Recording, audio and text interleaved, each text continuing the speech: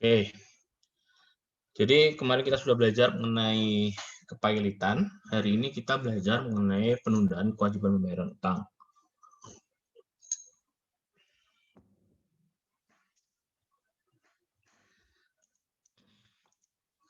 Bahwa di dalam ilmu dagang, ya hukum dagang, penundaan kewajiban pembayaran utang ini dikenal dengan sebutan suspension van betaling, ya, atau suspension of payment, gitu ya. Penundaan kewajiban pembayaran utang diatur di dalam bab 3 Undang-Undang 37 tahun 2004 ya dalam pasal 224 sampai 294 gitu ya. Di negara-negara maju biasanya memang justru pada lebih diutamakan untuk penyelesaian itu dengan penundaan kewajiban pembayaran utang gitu ya dibandingkan untuk memilotkan sebuah perusahaan. Kenapa? Dampak dari memilotkan itu yang salah satu yang paling terlihat adalah terjadi pengangguran karena tenaga kerja yang diserap oleh perusahaan itu menjadi menganggur, itu yang pertama, sehingga itu menjadi beban pemerintah, ya kan? Pemerintah harus menyediakan lapangan pekerjaan dan penghidupan yang layak. Kalau terjadi pengangguran, maka di situ menjadi beban pemerintah. Yang kedua adalah berkaitan dengan penerimaan negara, gitu ya. Kalau ketika perusahaan itu tidak bisa berjalan lagi karena pilot, gitu ya, maka apa namanya? Ada kerugian terkait ada penurunan atau target penerimaan pajaknya dari PPh ataupun dari pajak yang lain ya PPN dan sebagainya mungkin saja terjadi penurunan kalau perusahaannya sampai tutup ya sehingga di sisi penerimaan negara menjadi turun gitu ya. Kemudian yang ketiga adalah dampak sosial. Nah, dampak sosial ini terkait dengan tadi ketika banyak pengangguran, terjadi harga-harga mahal, ya harga-harga barang itu mahal dan sebagainya, maka kondisi sosial masyarakat akan terjadi peningkatan kriminalitas. Ya, selain itu ketidaktenangan, ketidaktentraman masyarakat yang lain juga terganggu, gitu ya. Baik yang orang kaya maupun yang masih memiliki pekerjaan itu juga akan terganggu sehingga di beberapa negara gitu ya mengambil sebuah kebijakan bahwa lebih mengutamakan penyelesaian terkait dengan tidak mampu membayar utangnya dengan penundaan kewajiban pembayaran utang. Hal ini berbeda dengan di Indonesia gitu ya. Karena ini saya sudah pernah cerita dulu awalnya ini adalah undang-undang pesanan gitu ya. Maka meletakkan pasal pun ya kepailitan itu di awal gitu ya. Seharusnya kalau kita bicara sekarang dan akan datang, seharusnya peletakan pasal 224 sampai 294 ini terkait dengan penundaan kewajiban pembayaran utang ini harusnya di awal. Supaya apa? Supaya apa namanya? Tadi dampak-dampak yang saya sebutkan tadi tidak terjadi. Itu ya. Ini yang harusnya menjadi sebuah bukan kritik ya, tapi masukan terkait yang sifatnya membangun tadi. Oke. Yang selanjutnya adalah bahwa PKPU dan perbedaannya dengan kepailitan. Pada hakikatnya PKPU berbeda dengan kepailitan. PKPU bertujuan untuk menjaga jangan sampai seorang debitur yang karena sesuatu keadaan semisal liquid atau dan sulit memperoleh kredit dinyatakan pailit ya.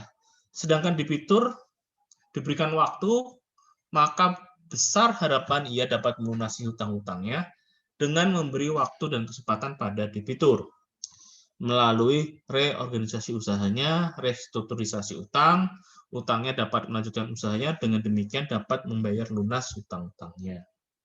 Itu ya yang menjadi perbedaan yang mendasar. Kemudian menurut Kartini Mulyadi bahwa debitur selama PKPU tidak kehilangan penguasaan dan hak atas kekayaannya, tetapi hanya kehidupan kebebasannya dapat menguasai kekayaannya.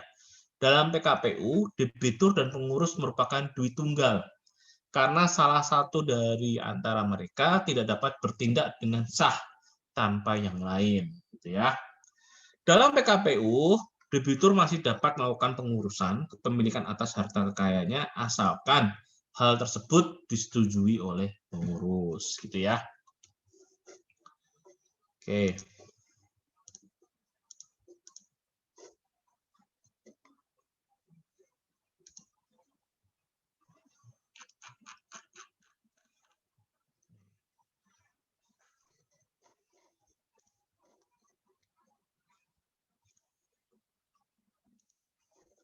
Kemudian, ya, maksud ya penundaan kewajiban pembayaran utang pada umumnya untuk mengajukan rencana perdamaian, ya, yang meliputi tawaran pembayaran seluruh atau sebagian hutang kepada kreditur kongruen, gitu ya.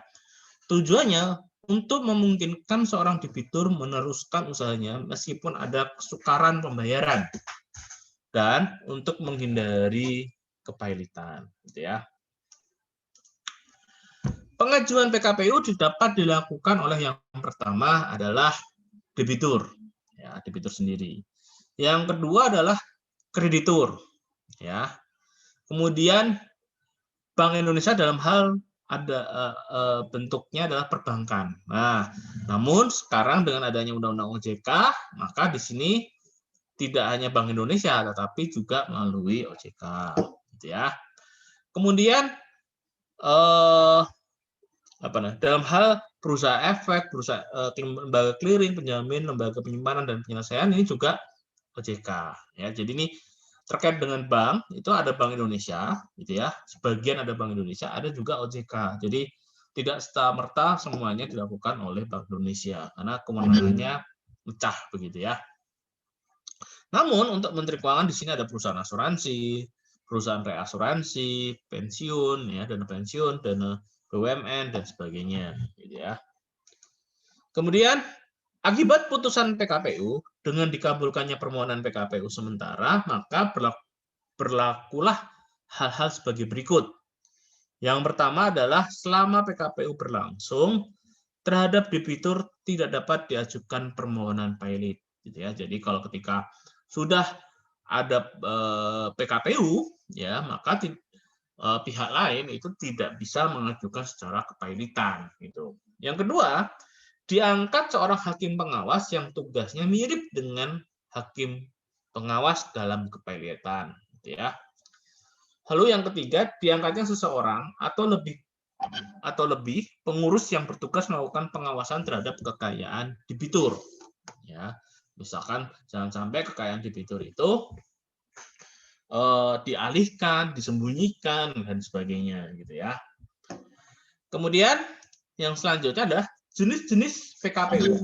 Ya, PKPU tersebut dibagi menjadi dua jenis. Yang pertama adalah PKPU sementara, yang kedua adalah PKPU tetap. PKPU sementara merupakan PKPU yang penetapannya dilakukan sebelum sidang dimulai dan harus dikabulkan oleh pengadilan setelah pendaftaran dilakukan. Yang kedua, PKPU tetap merupakan PKPU yang ditetapkan oleh setelah sidang berdasarkan persetujuan dari para kreditor. Gitu. Ya. Pihak-pihak dalam PKPU di situ ada debitur, ya. Berdasarkan ketentuan nomor 1 angka 2 Undang-Undang 37 tahun 2004 yang dimaksud dengan kreditor adalah orang yang mempunyai piutang karena perjanjian atau undang-undang yang dapat ditagih di muka pengadilan. Kreditur dalam PKPU ada kreditur separatis, ya. Kemudian ada kreditur preference, ada kreditur kongruen. Nah, ini kemarin soal sudah keluar ya. Kemudian ada Bank Indonesia, Pasar Modal, dan Menteri Keuangan. Ini juga sudah tadi. Lalu hakim pengawas, ya. Hakim pengawas selain mengangkat pengurus, setelah putusan PKPU sementara dikabulkan oleh pengadilan, maka pada saat itu juga diangkat hakim pengawas. Hakim pengawas setiap waktu dapat memasukkan ketentuan yang dianggap perlu untuk kepentingan kreditur, ya, yang berlangsung penundaan kewajiban pembayaran utang tetap berdasarkan prakarsa hakim pengawas, permintaan pengurus ataupun permintaan salah satu atau lebih kreditur, gitu ya. Kemudian ada pengurus, gitu ya. Adapun dengan mengacu dalam ketentuan pasal 234 ayat 3 Undang-Undang 37 tahun 2004, yang dapat menjadi pengurus adalah perorangan yang berdomisili di Indonesia yang memiliki keahlian khusus yang dibutuhkan dalam rangka mengurus harta debitur. Telah terdaftar pada Kementerian Hukum dan HAM, gitu ya. Dan pengurus harus independen dan tidak memiliki benturan kepentingan dengan debitur maupun kurator, ya. Kemudian ada panitia kreditur, ya. Panitia kreditur adalah menurut pasal 231 pengadilan, ya, harus mengangkat panitia kreditur, ya, apabila permohonan penundaan kewajiban pembayaran utang meliputi utang yang bersifat rumit atau banyak, ya. Yang kedua, pengangkatan tersebut dikehendaki oleh kreditur yang mewakili paling sedikit setengah bagian dari seluruh tagihan yang diakui. Dalam menjalankan tugas dan kewajibannya, pengurus harus meminta dan mempertimbangkan saran dari panitia kreditur, ya. Kemudian ahli, ya. Setelah adanya PKPU dikabulkan, hakim pengawas dapat mengangkat satu atau lebih ahli untuk melakukan pemeriksaan, penyusunan laporan tentang harta kekayaan debitur dalam jangka waktu tertentu berikut perpanjangannya yang ditetapkan oleh hakim pengawas. Kemudian ada namanya macam-macam program yang biasa dipakai dalam merestrukturisasi utang dalam PKPU. Yang pertama adalah moratorium, ya. Penundaan pembayaran yang sudah jatuh tempo, ya, jadi ditunda itu, ya, pembayarannya sampai kapan, ya, sampai adanya kesepakatan baru, ya. Kalau kalian masih ingat, ya, soal kasus manajemen piutang, waduh, di situ ada namanya salah satu soalnya adalah apabila debitur memiliki utang 100 juta, gitu ya. Kemudian dia hanya punya uang 50 juta untuk dibayarkan, ya kan? Lalu kemudian apa itu namanya? Setelah itu terjadi keadaan kahar. Nah, bagaimana kan gitu? Kalau nggak salah soalnya seperti itu kalau nggak salah nomor 2 tuh. Nah, maka yang harus dilakukan adalah tadi uangnya 50 juta dibayarkan, ya, berarti lunas sebagian, gitu ya. Jadi sisa utangnya 50 juta, dilakukan perjanjian baru dengan nilai nominal sebesar 50 juta rupiah. Ya, itu namanya restrukturisasi hutang salah satunya, ya. Jadi melakukan penundaan yang 50 juta itu. Ya. Sampai apa? Sampai kondisinya baik, gitu ya. Artinya di situ debitur itu sudah beretikat baik untuk membayar terlebih dahulu. Nah, dan sebagainya. Gitu ya. Kemudian yang kedua adalah haircut, ya, merupakan pemotongan pokok pinjaman dan bunga. Jadi ketika sudah dihitung dan sebagainya, terus ya sudah, pokokmu saya kurangin, ya, semula utangnya adalah 100 juta, ya udah kamu cukup bayar 50 juta pokoknya. Nah, itu adalah inisiatif yang muncul dari kreditur, gitu ya. Lalu pengurangan tingkat suku bunga. Nah, itu juga bisa. Yang saya ini ketika suku bunganya setahun 12%, bisa saja menjadi 5% saja setahun. Itu inisiatif dari kreditur, gitu ya. Yang penting dia tetap masih mampu untuk membayar, mampu untuk melunasi hutang-hutangnya, gitu. Kemudian perpanjangan jangka waktu pelunasan. Nah, itu juga bisa, ya. Jadi ketika harusnya punya utangnya tadi 50 juta, dibayar dalam 5 tahun karena cicilannya cukup tinggi misalkan, maka ya udah tetap utangnya 50 juta tapi bayarnya 10 tahun sehingga tiap bulannya lebih rendah mangsurnya, ya. Ini salah satu cara-cara, gitu ya, cara dan sebagainya. Kemudian ada konversi utang kepada saham. Nah, ini juga bisa. Ya, ketika keadaan perusahaan sudah kolab, butuh suntikan dana dan sebagainya, utangnya tadi dikonversi menjadi bentuk saham, itu juga bisa, gitu ya. Lalu pembebasan hutang, nah ini debt forgiveness itu juga pernah dilakukan antara Indonesia kepada Timor Leste, itu juga pernah. Juga antara Indonesia dengan Arab Saudi, ya dulu zaman Gus Dur itu pernah utang luar negeri kita itu pokok dan pinjamannya semuanya dianggap lunas, itu pernah, gitu ya. Itu zaman presidennya Gus Dur itu juga seperti itu. Kemudian ada bailout, ya pengambil alihan utang-utang, misalnya pengambilan utang swasta oleh pemerintah, ya. Nah ini terkait dengan poin ketujuh ini, ya ini ada 2 film yang harusnya kalian tonton, ya kalian tonton terkait dengan ini apa namanya bailout utang swasta terhadap pemerintah. Ada 2, yaitu kalau kalian suka film Korea, ya itu judulnya Default. Kalau Hollywood itu Too Big Too Much, Too Big apa ya? Saya agak lupa tuh. Too Big apanya saya agak lupa. Tapi seperti itu. Ada 2 film yang menurut saya harusnya kalian tonton sebagai mahasiswa manajemen aset, ya, gitu ya. Karena film ini akan selalu ada kaitannya, baik mata kuliah hukum bisnis, gitu ya, kemudian manajemen piutang, gitu, dan yang terakhir yaitu terkait dengan kekayaan negara lain-lain. Jadi ada 3 mata kuliah yang berkaitan dengan film tadi, gitu. Ya. Kalau memang nggak punya, bisa saya share, gitu. Tapi kayaknya nggak cukup deh kalau lewat WA, gitu ya.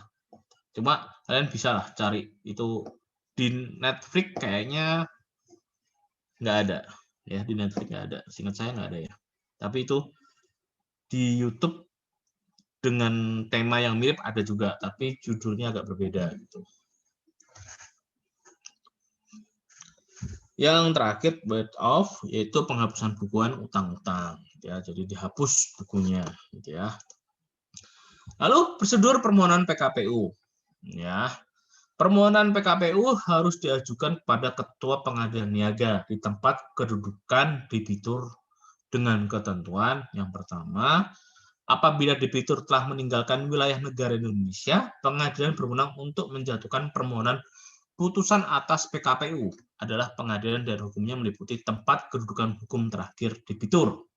Ya, jadi di sini berkaitan dengan tempat kedudukan, ya. Tempus, ya, deliktinya. Yang kedua, apabila debitur adalah persero atau suatu firma, ya, pengadilan hukum daerah hukumnya meliputi tempat kedudukan hukum firma tersebut juga diberi wewenang untuk memutuskan. Kemudian, apabila debitur tidak berkedudukan di wilayah negara Indonesia akan tetapi menjalankan profesi, ya, atau usahanya di wilayah Indonesia, maka pengadilan berwenang memutusnya dengan pengadilan niaga dengan daerah hukumnya meliputi tempat kedudukan atau kantor pusat debitur, ya. Kemudian apabila debitur merupakan badan hukum, tempat kedudukan hukumnya sebagaimana dimaksud dalam anggaran dasar, perlu diketahui bahwa permohonan ini juga dilampiri dengan rencana perdamaian, ya.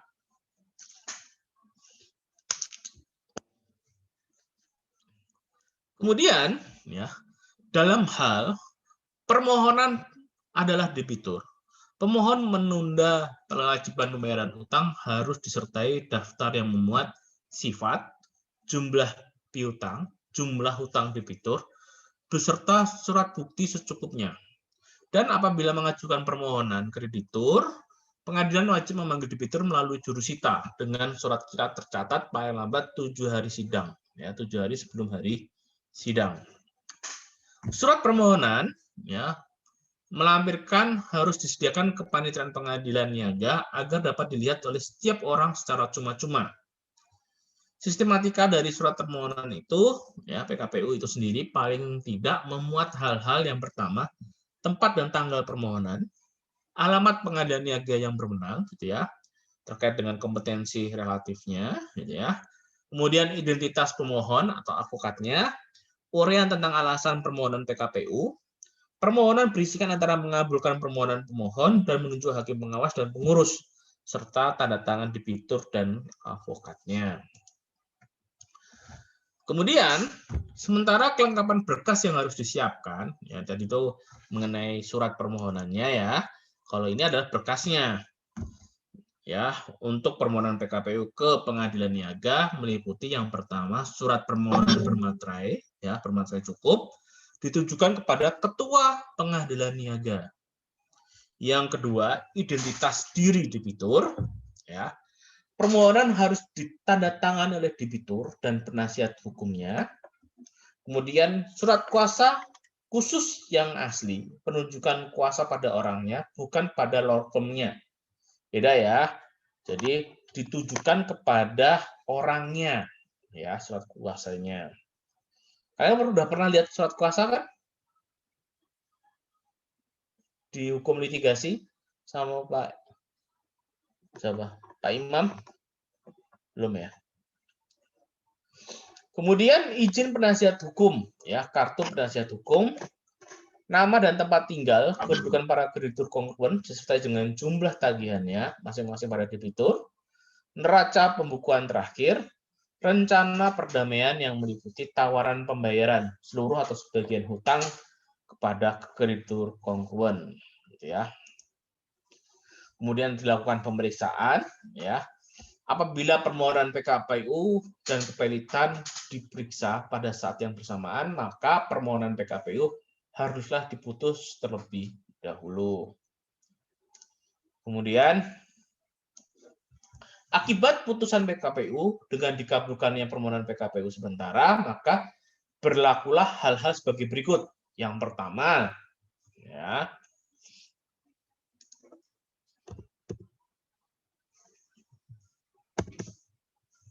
selama PKPU berlangsung terhadap debitur tidak dapat diajukan permohonan pailit.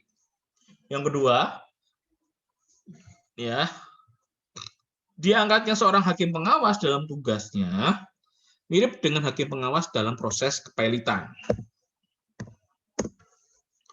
Kemudian diangkatnya seseorang lebih dari pengurus, ya, yang bertugas melakukan pengawasan terhadap kekayaan debitur. Jadi kenapa kok perlu diawasi? Ya takutnya hartanya dialihkan, disembunyikan dan sebagainya, gitu ya. Kemudian debitur tetap dapat melakukan tindakan, ya, pengurusan dan pengalihan atas kekayaannya asalkan mendapatkan persetujuan dari pengurus, gitu ya.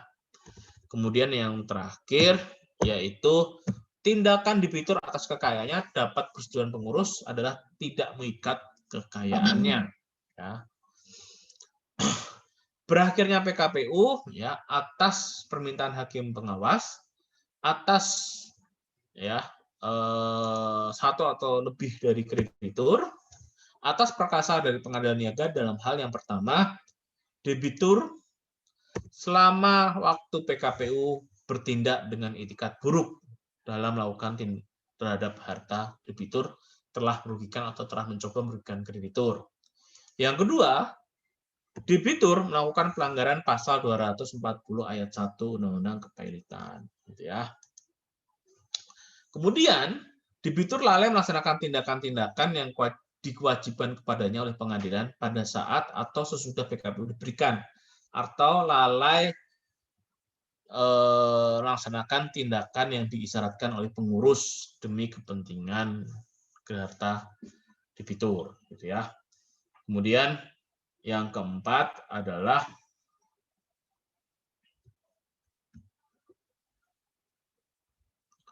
selama waktu PKPU, keadaan harta debitur ternyata tidak lagi memungkinkan dilanjutkan PKPU, dan yang terakhir, keadaan debitur tidak dapat diharapkan ya untuk memenuhi kewajibannya terhadap kreditur pada waktunya. Jadi ini alasan-alasan ya Jadi tadi kan ada 3 alasan, dan ini kenapa kok hakim bisa memberikan jika memenuhi salah satu alasan ini, gitu. Ya. Mungkin gambarannya seperti itu, teman-teman. Mungkin ada yang mau ditanyakan terlebih dahulu. Oke, sedikit untuk membahas mengenai debitur melakukan pelanggaran di dalam pasal 240 ayat 1. Ya. Di dalam pasal 240 ayat 1 itu menjelaskan mengenai selama penundaan kewajiban pembayaran utang, debitur tanpa persetujuan pengurus, ya, tidak dapat melakukan tindakan kepengurusan atau kepemilikan atas seluruh dan sebagian hartanya. Jadi kalau dia mengalihkan melakukan tindakan hukum lainnya atau perbuatan hukum lainnya tanpa persetujuan dari pengurus, pada dasarnya debitur telah melanggar, sehingga hakim pengadilan niaga dapat menyatakan PKPU-nya berakhir, teman-teman. Itu gambarannya. Sampai di sini ada yang mau ditanyakan dulu nggak? Izin bertanya, Pak. Ya, silakan. Tadi kan dijelaskan bahwa pada saat zaman Gus Dur terdapat debt forgiveness atau penghapusan piutang negara. Itu disebabkan karena apa ya, Pak? Lalu kan saat ini Indonesia memiliki utang yang cukup tinggi, terutama saat pandemi COVID. Apakah bisa utang negara sekarang dihapuskan seperti zaman dahulu? Terima kasih, Pak. Jadi Gus Dur itu dia melobi pemerintahan Arab Saudi, ya, untuk tadi, ya, saya agak lupa negaranya, kalau nggak Arab Saudi apa gitu, saya tapi di negara Timur Tengah, gitu ya, di mana pada waktu itu ya apa namanya, karena hubungan baik antara Gus Dur dengan raja pada waktu itu, maka dihapuskan utang itu, gitu ya. Jadi dia Gus Dur berupaya melakukan negosiasi, melakukan upaya tadi karena pada waktu krisis 97-98 utang kita juga lebih tinggi, gitu ya. Dulu belum ada undang-undang keuangan negara, sehingga kalau kita dibandingkan dengan PDB pada waktu itu ya tidak seprudent sekarang, gitu, tidak kalau sekarang itu kan masih jauh ya, masih sekitar 30 atau berapa persen gitu. Tapi dulu itu hampir 75 atau 80 gitu, seingat saya ya. Nah, itu yang akhirnya salah satu upaya Gus Dur untuk tadi menekan rasio tadi, dan akhirnya disetujui. Lalu di Indonesia saat ini bagaimana? Kalau saya mengatakan di Indonesia saat ini ya, menurut saya sih utang Indonesia itu relatif sehat ya, relatif sehat dibandingkan kalau kita bicara krisis moneter tahun 97-98 gitu. Di Amerika gitu ya, saya ngomong Amerika saja gitu ya. Kalau di dalam Amerika itu tahun 1930 itu adalah tahun di mana Amerika mengalami krisis yang paling parah ya. Kemudian di tahun 2008 ya, 2008 kok nggak salah ya, seingat saya 2008 itu Amerika juga mengalami krisis. Namun di dalam ininya penyelesaiannya ya bisa baik gitu ya, bisa berjalan gitu. Jadi kalau di film itu bisa kalian bayangkan posisi negaranya seperti apa. Tapi apakah Indonesia akan bisa melakukan negosiasi dan sebagainya? Menurut saya bisa saja ya, melakukan restrukturisasi terhadap utang-utangnya dan sebagainya. Dan itu perlu upaya effort dari ya tadi juru, kalau bisa juru lobby ya, dari duta besar, dari para pejabat negara pemerintahan gitu ya, termasuk dari presiden gitu ya, karena kita juga memiliki hubungan baik dengan negara-negara Timur Tengah gitu ya. Tolnya aja dinamakan salah satu pangeran dari sana gitu, teman-teman. Baik, Pak. Terima kasih jawabannya. Oke, ada lagi?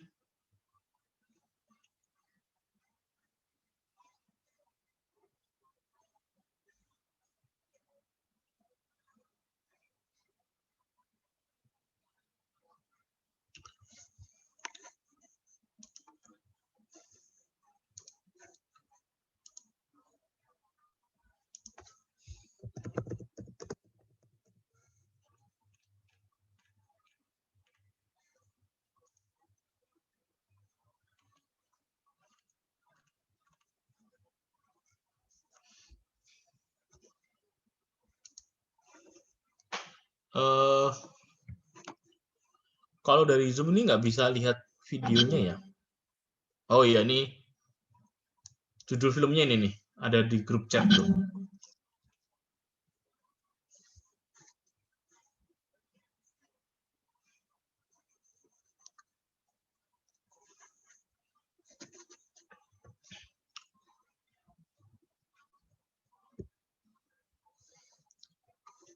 Ada lagi nggak yang mau ditanyakan?